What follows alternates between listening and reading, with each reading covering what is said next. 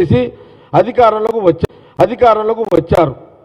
అందుకే రాహుల్ గాంధీ గారు పోరాడుతున్నారు. ప్రతి ఒక్కరూ ఓటు చోరీకి గురైందని, దొంగలించబడుతుందని, దీనివల్ల ప్రమాదంలో పడుతున్నాం, జాగ్రత్త పడండి అని రాహుల్ గాంధీ గారు అంటున్నారు.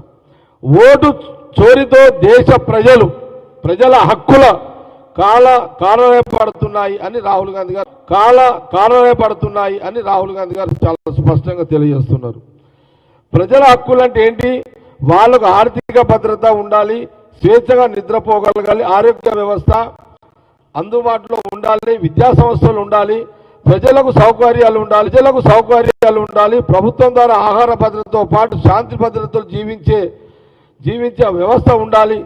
కానీ ఇవన్నీ ఎప్పుడు ఉంటాయి? ప్రజలు తమకు నచ్చిన వారికి స్వేచ్ఛగా ఓటు వేసినప్పుడు మాత్రమే ఉంటాయి. కానీ ఇప్పుడు ఏం జరుగుతుంది? ఓటు దొంగలించబడుతుంది. అలా దొంగలించబడిన ఓట్లతోనే బీజేపీ అధికారంలోకి వస్తుంది. మోడీ ప్రధాని అవుతున్నారు. ఇది రాను దేశాన్ని మరింత ప్రమాదంలోకి నెడుతుందని రాహుల్ గాంధీ గారు అందరినీ అలర్ట్ చేస్తున్నారు. ఎందుకు చేస్తున్నారు? మన కోసమే కదా రాహుల్ గాంధీ గారు చేస్తుంది ఇదంతా. కాబట్టి తెలంగాణ, ఆంధ్ర ప్రజలే కాదు, దేశ ప్రజలు కూడా ఆలోచన చేసుకోవాలి. ప్రతిపక్ష నాయకుడిగా రాహుల్ గాంధీ గారు మాట్లాడుతున్నారు. దేశ ప్రజలతో పాటు తెలంగాణ, ఆంధ్రప్రదేశ్ ప్రజలు జాగ్రత్త పడండి, అలర్ట్గా ఉండండి. రానున్న ఎన్నికల్లో అంటే ఎన్నికలు ఇప్పుడు ఎట్లా తయారైపోయినాయి అంటే, వాస్తవం కూడా చెప్పాలంటే బీజేపీ ప్రభుత్వము, బీజేపీ పార్టీ